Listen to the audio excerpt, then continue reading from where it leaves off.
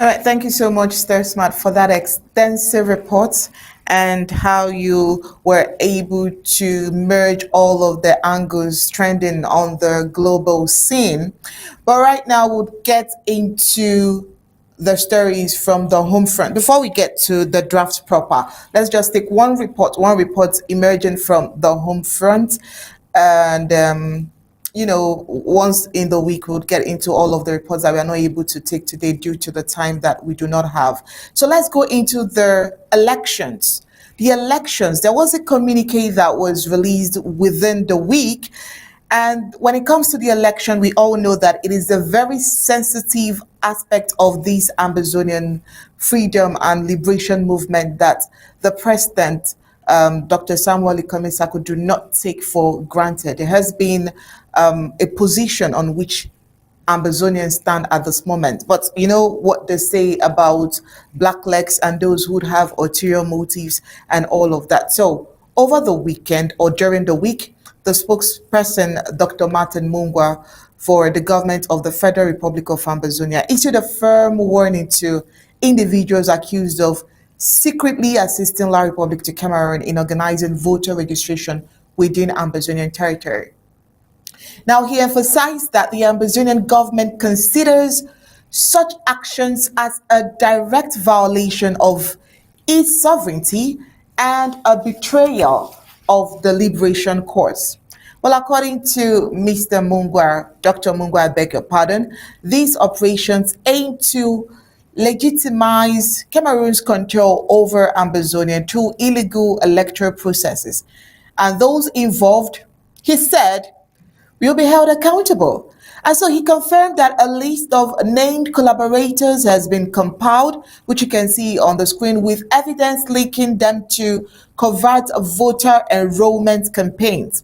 These individuals, he said, are in breach of the 2018 Emergency Security and Anti-Collaboration Decree and may face charges of treason. Dr. Mungwa also revealed that the government has submitted details on the matters to the International Criminal Court, along with over 90 documented cases of foreign interference involving Cameroonian, French, and Nigerian actors.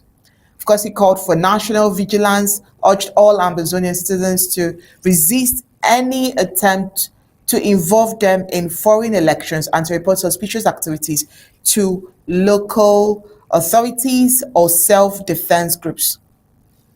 Well, barristers in the House, he reiterated the government's position that Ambazonia remains a sovereign nation and will not tolerate any efforts to normalize occupation through political manipulation.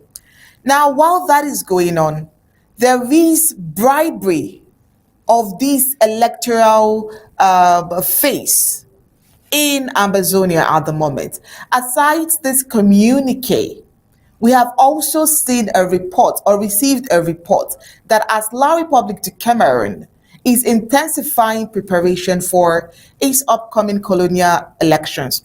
Evidence from the ground in Adek, Inje, local, which is located in Momo County of the Federal Republic of Ambazonia, has revealed the usual blend of bribery, manipulation, and psychological warfare being deployed to force electoral participation in a territory engulfed in conflict.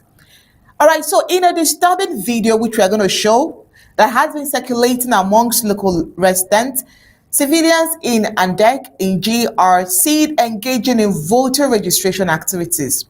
Not far from the regulation post, packs of beer cans were visibly stationed, and all too familiar tactics used long by the CPDM regime to coerce and entice vulnerable citizens into legitimizing their oppression with a vote.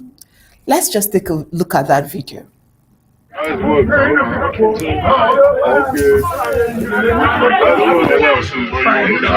Okay, don't worry. That's good. But I think for us, hello. I'll be happy with sister when they do civic rights.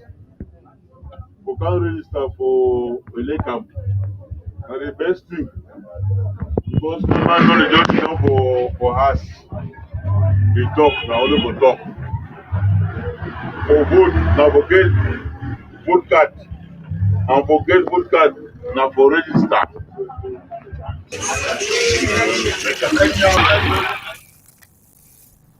Oh, well, barristers in the House, it would interest you to know that this fraudulent process, according to observers, is not just an insult to the intelligence of the Ambazonian people, but a deliberate effort to undermine the liberation movement by attempting to portray a false sense of peace and participation in colonial politics. The Amazonian government has issued a strong condemnation of the move, stressing that elections cannot be conducted in a land torn by war and under occupation. Meanwhile, Ambazonians across the territory are reminded again that the only legitimate political engagement is one that acknowledges the sovereignty of Ambazonia and the right of its people to self-determination, not one manipulated by beer cans and bribes. Oh, well, this is what we know here on Undaunted, but I'm sure that Barrister Fru, Barrister Ambasia, and Barrister Valentine Ghana will definitely tell us a little more of what everyone should know.